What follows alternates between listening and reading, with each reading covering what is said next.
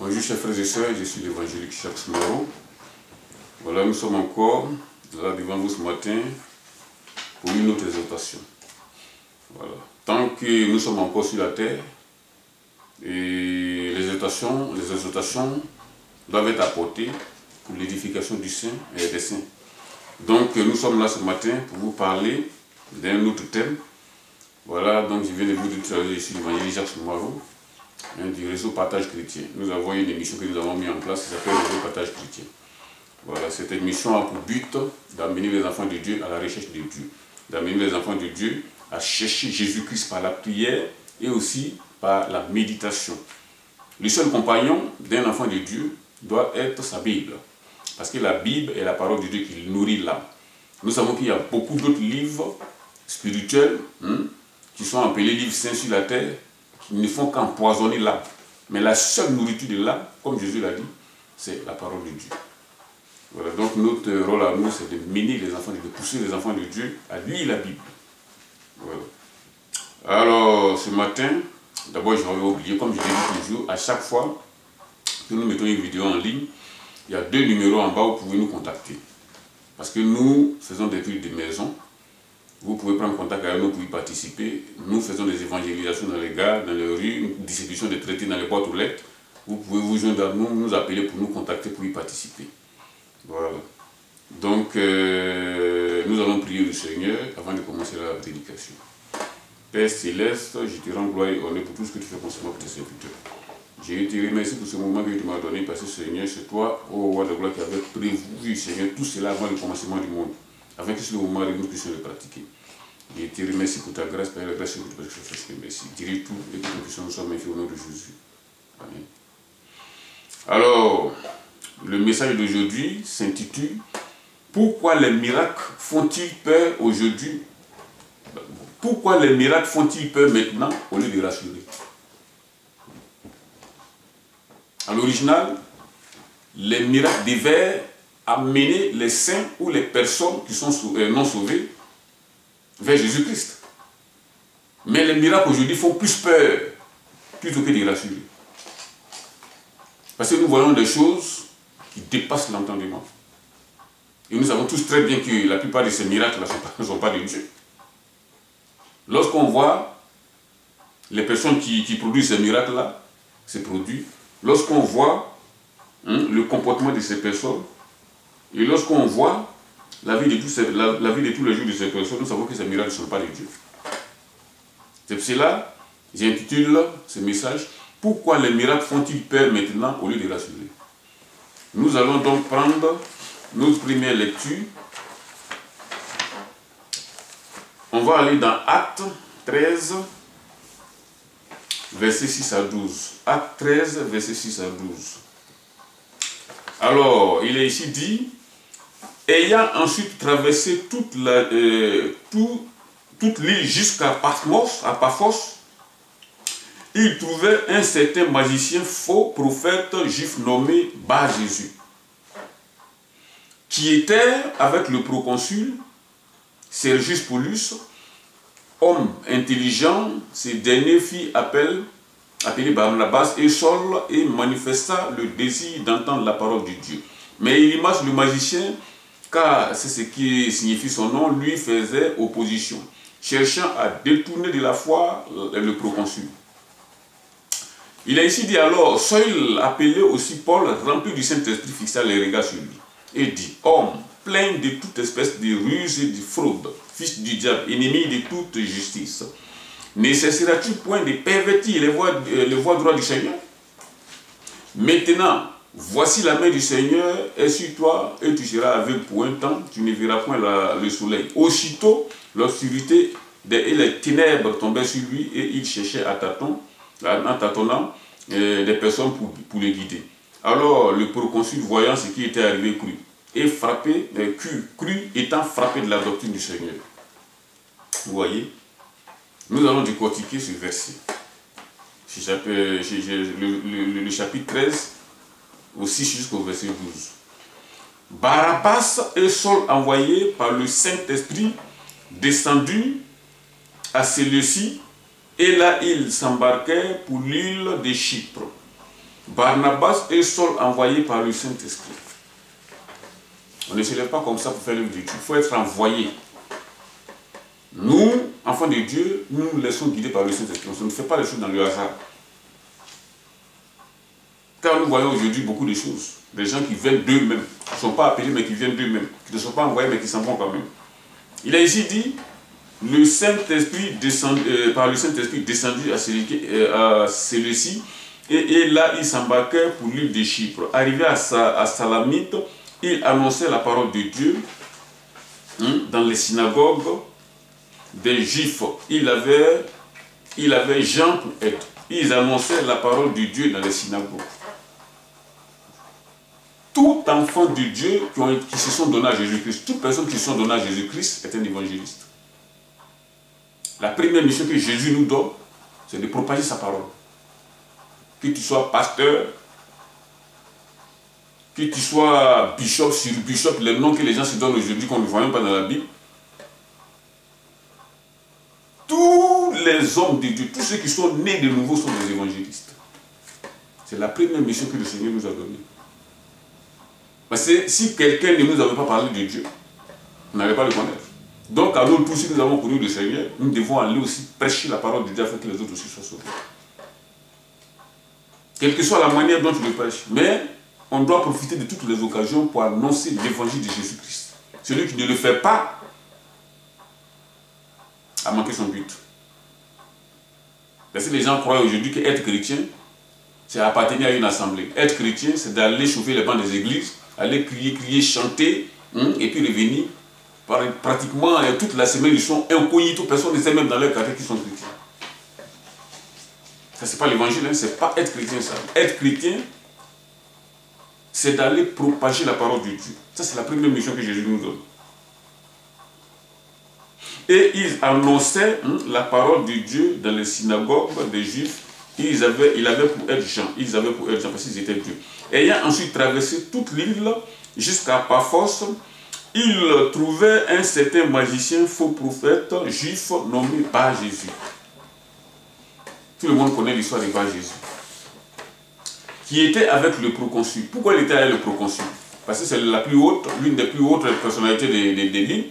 Et lui, il était toujours avec ce monsieur pour pouvoir éblouir ce monsieur avec ses miracles mensongers.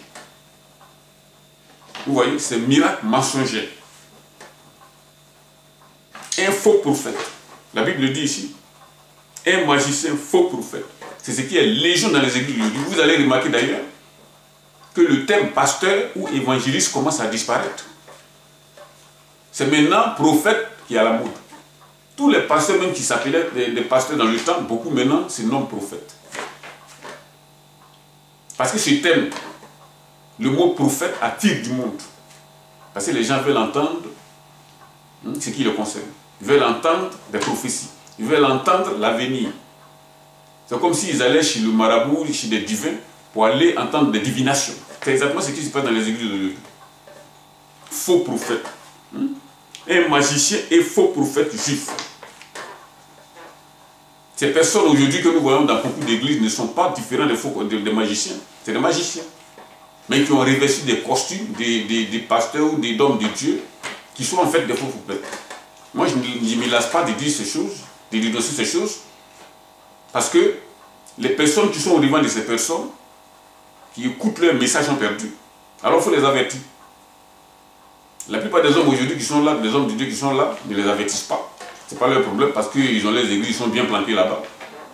Ils ont leurs fidèles qui les apportent les dîmes, ils ont une vie confortable, donc la vie des autres les importe peu. Vous voyez? Il faut dénoncer les faux prophètes. Parce que si nous ne les dénonçons pas, tous ceux qui sont devant eux sont perdus. Ils sont des gens, la plupart des gens, c'est des gens qui ont des liens avec des ténèbres. Et qui dit qu'ils ont des liens avec des ténèbres, c'est qu'ils font des sacrifices. Et tous ceux qui écoutent ces fausses promesses-là, ces fausses prédications-là sont perdus. Donc il faut les dénoncer. Donc il est dit ici qu'il était avec le proconsul Sergius Paulus, homme intelligent, ce dernier fit appeler Barnabas et Saul et manifesta le désir d'entendre la parole de Dieu. Vous voyez le monsieur, il est très intelligent. Il a fait appel à Paul et son compagnon pour venir entendre la parole de Dieu. Mais le magicien, le faux prophète, voyant que si ces derniers viennent ici, avec le proconsul, son business sera à l'eau. Et son profit, ces profits qu'il trouvait avec le proconsul va disparaître. Donc il s'opposait. Il a dit non, non, non, monsieur le proconsul, ça c'est des fausses personnes, il ne faut pas les écouter. Il s'opposait virulemment à Paul. Donc il a ici dit, ce dernier fit appeler, donc on passe là, on vient maintenant dans le verset 8 du chapitre 13 donc, des Actes Jours. Mais Élymas le magicien, car c'est ce que son nom signifie, leur faisait opposition, cherchant à détourner de la foi le proconsul. C'est une personne qui est au service de Satan. Quand quelqu'un est au service de Satan, il cherche toujours à détourner la foi des autres. Alors, Paul, appelé aussi Saul, rempli du Saint-Esprit, fixa les regards sur lui et dit: homme plein de toute espèce de ruse et de fraude, fils du diable, ennemi de toute justice, ne cesserais-tu point à pervertir les voies droites du Seigneur? Il a dit carrément, le proconsul était là, et Bar Jésus lui-même, le faux prophète, était là, et Paul a prononcé ces paroles. Homme plein de toute espèce de ruse et de fraude, fils du diable. Vous voyez? Parce que c'est ce qu'il est, le fils du diable. Un homme qui agit de cette manière n'est pas de Dieu, mais du fils du diable. Parce qu'il est là uniquement que pour les profits. Maintenant, voici, dans le verset 11 du chapitre 38 des Actes, Paul parlait toujours. Maintenant, voici, la main du Seigneur est sur toi, tu seras aveugle et pour un temps, tu ne verras pas le soleil. Aussitôt, on n'a pas attendu 2 jours, 3 jours, ou bien quelques heures. Quand Paul a fini de parler, immédiatement, il est ici dit, aussitôt, l'obscurité des ténèbres tombait sur lui. Ça, c'est la puissance du Saint-Esprit, ça. Parce que si tu t'opposes à Dieu, tu verras la main de Dieu. Vous voyez? L'obscurité des ténèbres tombait sur lui et il cherchait à tâtons des personnes pour le guider. Il était devenu aveugle, il ne voyait même plus clair. Donc il cherchait à tâtons des personnes pour le guider. Le verset 12, alors le proconsul, voyant ce qui était arrivé, crut et étant frappé de la doctrine du Seigneur. Vous voyez, ça c'est les miracles qui mènent au salut. Je ne parle pas des faux miracles, des faux prophètes. Ça, c'est un miracle qui rassure, et non pas qui éloigne, et qui fait peur. Parce que je vous ai dit aujourd'hui que le thème de ce message, c'est pourquoi les miracles font-ils peur maintenant au lieu de rassurer. Vous voyez? Les miracles de Bar Jésus ont longtemps épaté le proconsul. Mais là, immédiatement, le miracle du Seigneur qui a été opéré par la main de Paul, ça c'est un miracle qui rassure. Et immédiatement, il est ici dit, et voyant ce qui a été arrivé, le proconsul crut, étant frappé de la doctrine du Seigneur. Vous voyez? Il y a les miracles du diable qui n'en sont pas réellement de vrais miracles, mais les miracles du Seigneur, ils ne sont pas contestables. Ils sont immédiats et véritables. Le proconsul, voyant ce qui était arrivé, crut et étant frappé de la doctrine du Seigneur. Nous allons passer à la deuxième lecture, dans Acte 8, verset 25. Acte 8, verset 25. La parole nous dit ici, dans le verset 25, après avoir rendu témoignage à la parole du Seigneur et après l'avoir prêché, Pierre et Jean retournaient à Jérusalem en annonçant la bonne nouvelle dans plusieurs villages des Samaritains. Vous voyez?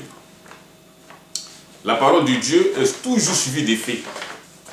Elle est toujours suivie des faits. Celui qui prêche, qui annonce la parole de Dieu n'est pas n'importe qui. Et ce sont ces personnes qui sont destinées au ciel, c'est-à-dire destinées à la parole. Parce que le Seigneur dit, celui qui a honte de moi, il aura honte de lui dans les cieux. Si tu as honte de Jésus sur la terre ici, il aura honte de toi dans les cieux là-bas.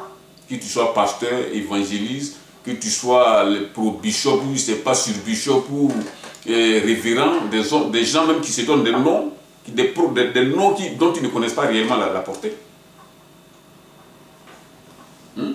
Qui se donnent des noms dont ils ne connaissent pas la portée. Donc, notre première mission, c'est de porter la parole. Les miracles sont là pour pouvoir attester la présence de Dieu de la vie de ceux qui le savent et qui l'accompagnent.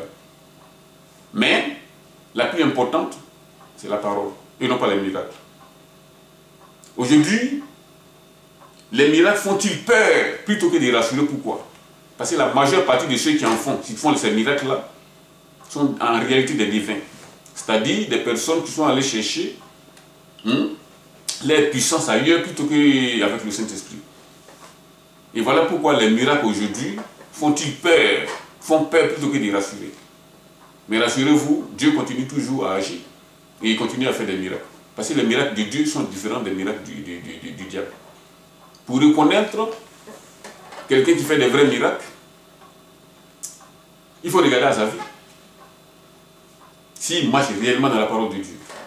Mais s'il ne marche pas dans la parole de Dieu, qui fornique, une personne qui ment, qui fornique, qui désobéit à Dieu, il continue à faire des miracles, il faut se demander, là, il faut dire qu'il y a quelque chose qui ne va pas là. Parce que Dieu ne peut pas se contredire.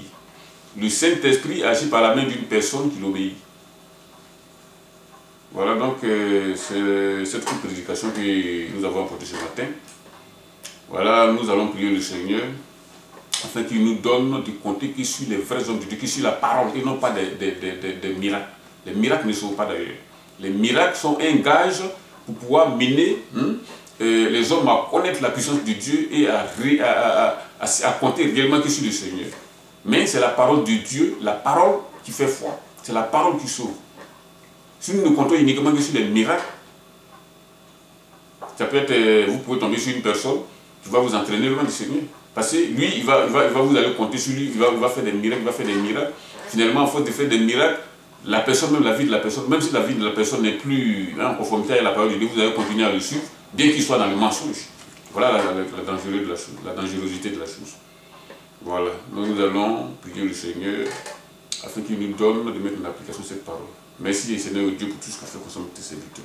Je te remercie pour ce moment, je te remercie pour cette prédication, je te remercie Seigneur toutes les personnes qui vont l'écouter afin de toucher leur cœur. Et Seigneur de compter uniquement que sur ta parole à toi et non pas sur les miracles qui se font dans les communautés mais dans les églises. Ce n'est pas les miracles qui sauvent, c'est la parole de Dieu qui sauve. Cette parole de Christ Seigneur, les gens rejettent aujourd'hui. Ils ne voient que ce qu'ils voient, ils ne croient qu'en ce qu'ils voient et non pas la parole de Dieu. Je te remercie donc Seigneur de Dieu, Père, l'Église et tous ceux qui veulent écouter Seigneur, et je veux dire qu'ils veulent marcher avec toi, de mettre en application ce que nous venons d'écouter. Sois béni et magnifié au nom de Jésus-Christ. Amen.